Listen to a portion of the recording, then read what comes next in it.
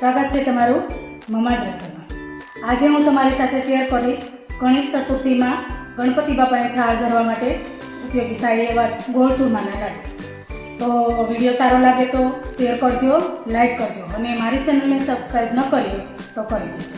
તો ચાલો હવે આપણે રેસીપી બનાવીએ ગોળ ચૂરમાના લાડુ। એના માટે મેં આ 3 વાટકા જાડો લોટ લીધો છે ઘઉંનો, જે આપણે ભાખરીનો લોટ કહીએ છીએ ને તે, અને ત્યાર પછી અડધો વાટકો ચણાનો લોટ છે। આ વાટકીના માપથી મેં બધું માપ લીધું છે। અને અડધો વાટકો સોજી છે, 1 વાટકો ઘી છે, 1 વાટકો ગોળ છે, અને બદામ છે, કાજુ છે, દ્રાક્ષ છે, અને ગાર્નિશ કરવા માટે પિસ્તા છે, અને એલચી સાથે પીસવા માટે ખાંડ છે, એલચી છે, અને ખસખસના બી છે। હવે આ પાણી છે અને તળવા માટે તેલ છે। તો સૌ પ્રથમ મેં પહેલાં પાણી ગરમ થવા મૂકી દીધું છે, અને ત્યાર પછી આપણે જે જાડો લોટ લીધો છે તે મોટા વાસણમાં લઈ લઈશું આ રીતે, અને પછી સોજી નાખી દઈશું। બધા લોટ મેં સાળીને રેડી જ રાખ્યા છે, અને આ ચણાનો લોટ છે। હવે તેમાં આપણે 2 થી 3 ચમચા જેટલું મોણ નાખી દઈશું।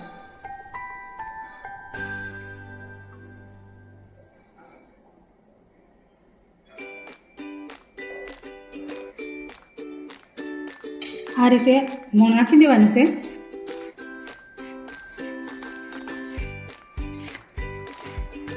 વધારે જરૂર પડે તો વધારે પણ નાખવાનું છે, કારણ કે આનું મોણ મોટી પડતું હોવું જોઈએ, નહીંતર આપણા ચૂરમાના લાડુ ચવડ થાય છે। હજી મને જરૂર લાગે છે, થોડુંક પાછું નાખું છું। જો હવે આપણે આ તેલ બરાબર મિક્સ થઈ ગયું છે, તમે જોઈ શકો છો। આ આપણું મોટી પડતું મોણ કહેવાય। આવી રીતે આપણે મોટી વાળીએ તો લોટ ભેળો થઈ જાય, અને મોટી પડતું મોણ કહેવાય, એટલું મોણ નાખવાનું છે। અને પછી આ ગરમ પાણી છે એને આપણે હાથથી ટચ કરી શકીએ એ રીતનું ગરમ છે। તો હવે આપણે એને થોડો થોડો કરીને લોટ બાંધી લઈશું। આ રીતે આપણો લોટ બંધાઈને તૈયાર થઈ ગયો છે। જુઓ, તમે જુઓ છો, એકદમ કઠણ નહીં અને પોસણ આવો રાખવાનો છે, એકદમ ઢીલો ન થવો જોઈએ, લોટને કઠણ રાખવાનો છે। હવે પછી આપણે તેના મુઠિયા વાળી લઈશું, ત્યાં સુધીમાં આપણે તેલ ગરમ થવા મૂકશું। અને મારે એટલો લોટ બાંધવામાં 1 ગ્લાસ પાણી જોઈએ, 1 ગ્લાસ પાણીની જરૂર પડી છે। અને હવે આપણે ગેસ ચાલુ કરી દઈશું અને તેલ ગરમ થવા મૂકી દઈશું। તેલ ગરમ થાય ત્યાં સુધીમાં આપણે મુઠિયા વાળવાનું શરૂ કરી દઈશું। મુઠિયામાં જાઓ કઠણ લોટ બાંધવાનો, અને આ રીતે મુઠિયા વાળવાના છે। મુઠિયા આવી રીતે વાળી અને આંગળીઓથી આવી રીતના કાઢો પાડી દેવાનો, જેથી કરીને આપણા મુઠિયા અંદર સુધી તળાઈ જશે। આમાં મેં ચણાનો લોટ નાખ્યો છે, જો તમને પસંદ ના હોય તો તમે સ્કીપ પણ કરી શકો છો। અને તેલના મોણ માટે અડધું ઘી અને અડધું તેલ પણ નાખવું હોય તો નાખી શકાય છે। તો જો આવી રીતના આપણા બધા મુઠિયા વાળી લેવાના છે, અને આવી રીતના ખાડા પડવા જોઈએ, એટલે અંદર સુધી તળાઈ જશે, આપણો લોટ કાસો રહેતો નથી। તેલ ગરમ થાય ત્યાં સુધીમાં આપણે બધા મુઠિયા વાળી લઈશું।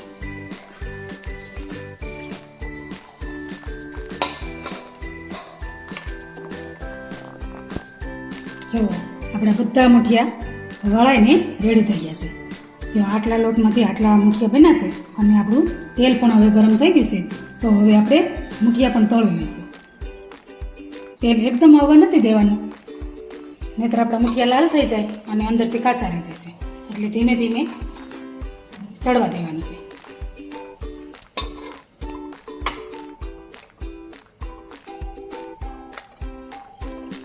આ રીતે આપણા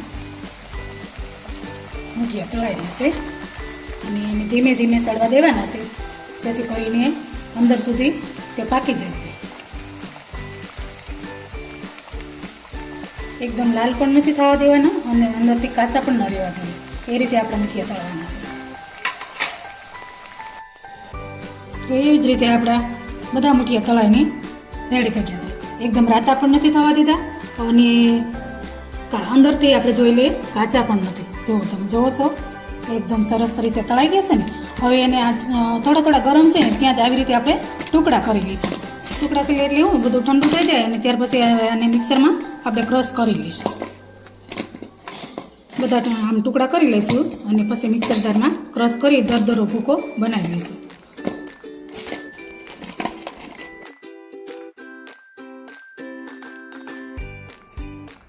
જો આપણા મુઠિયા બધા એકદમ ઠંડા કરી અને મેં પછી પીસી લીધા હતા. તો અને આવું દરદરું મેં પીસી લીધું છે, મસ્ત પીસાઈ ગયું છે. તો આવી રીતે આપણે પીસી લીધું છે અને આ ઇલાયચીમાં મેં ખાંડ નાખી અને મિક્સ કરી અને એને પણ પીસી લીધું છે. એટલે હવે આપણે ગેસ ચાલુ કરી દઈશું. ગેસ ચાલુ કરી એમાં થોડું ઘી લઈ અને ડ્રાયફ્રૂટ બધા રોસ્ટ કરી લઈશું.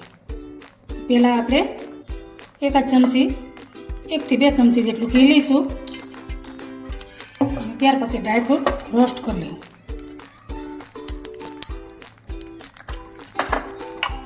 સૌ પ્રથમ આપણે બદામ નાખી દઈશું. બદામને આ રીતે રોસ્ટ કરી થોડી થાય ત્યાં સુધીમાં આપણે આ કાજુ પણ નાખી દઈશું. બહુ નથી થવા દેવાના, નહીંતર પાછો કડસો સ્વાદ આવે છે. એટલે આ રીતનું થોડું થાય ત્યાર પછી કિસમિસને તળાતા વાર નથી લાગતી, એટલે એને પાછળથી રાખવાના છે અને એને પણ તળી લઈશું. આ રીતે આપણે બધા ડ્રાયફ્રૂટને થોડા રોસ્ટ કરી લીધા છે. અને જે પિસ્તા છે એ રોસ્ટ જ છે, એટલે એને રોસ્ટ કરવાની કોઈ જરૂર નથી. ચલો હવે આપણે આને કાઢી લઈશું. એટલે બધા ડ્રાયફ્રૂટ રેડી થઈ ગયા છે.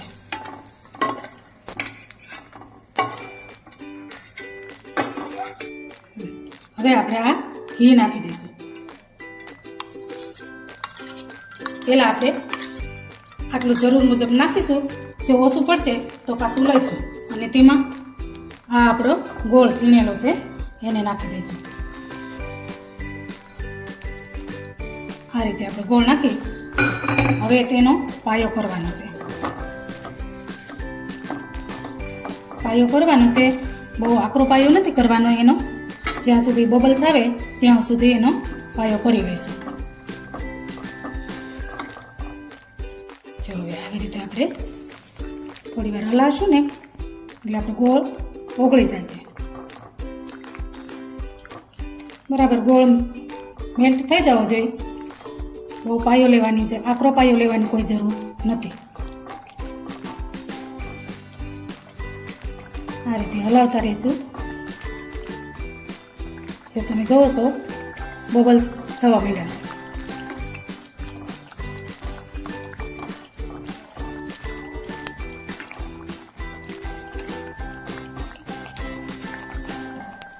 જો હવે સાઈડ પર બબલ્સ થવા માંડ્યા છે. હવે હું ગેસ બંધ કરી દઉં છું અને હવે આપણે એને આમાં મિક્સ કરી દઈશું. સૌથી પહેલાં ડ્રાયફ્રૂટ આમાં નાખી દઈશું આપણે અને ત્યાર પછી જે આપણે આ પાયો બનાવ્યો છે એ પાયો પણ આમાં મિક્સ કરી દઈશું.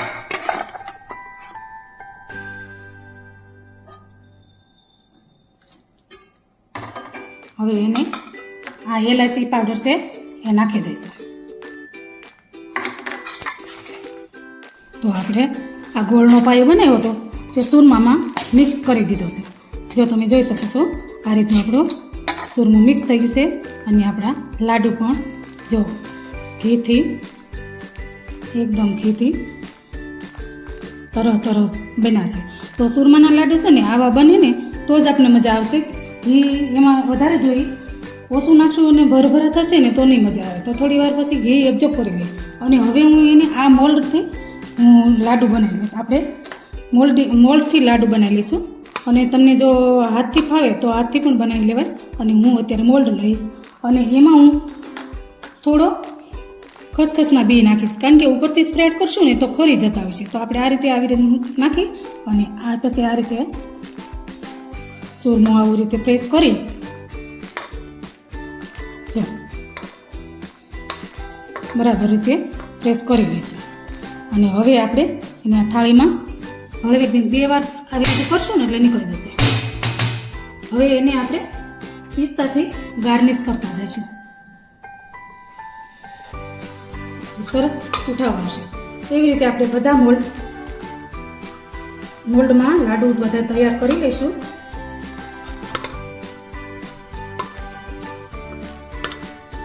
જો તમે જોઈ શકો છો એકદમ ઘી વાળા છે.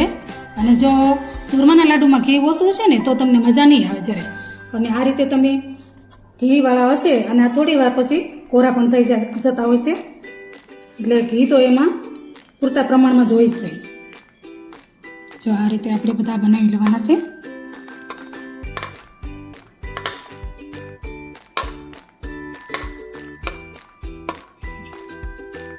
તો તૈયાર છે આપણા ગણપતિ બાપાને થાળ ધરવા માટેના ગોળ ચૂરમાના લાડુ. તો એકદમ લાડુ બનીને તૈયાર થઈ ગયા છે. અને આપણે ગણપતિ બાપા માટે થાળ ધરવા માટે બનાવ્યા છે. તો હવે આપણે ચાલો એને થાળ ધરાવી દઈએ.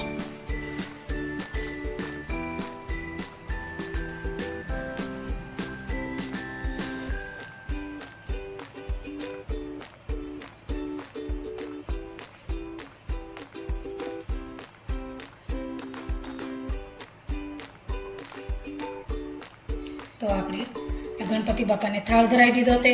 ગણપતિ માટે જ આપણે આ લાડુ બનાવ્યા હતા. તો હવે આપણે ગણપતિ બાપાને ધરાવી દીધા. આ રીતે આપણે ગણપતિ બાપાને લાડુ ધરાવી દીધા છે. તો તૈયાર છે આપણા ગોળ ચૂરમાના લાડુ.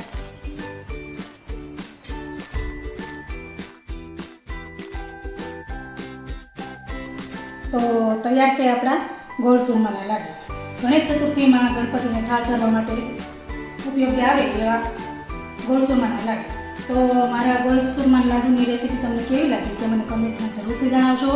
અને મારો આ વિડીયો જો તમને પસંદ આવ્યો હોય તો લાઈક કરજો, ફ્રેન્ડ ફેમિલીમાં શેર કરજો અને સબસ્ક્રાઈબ કરજો.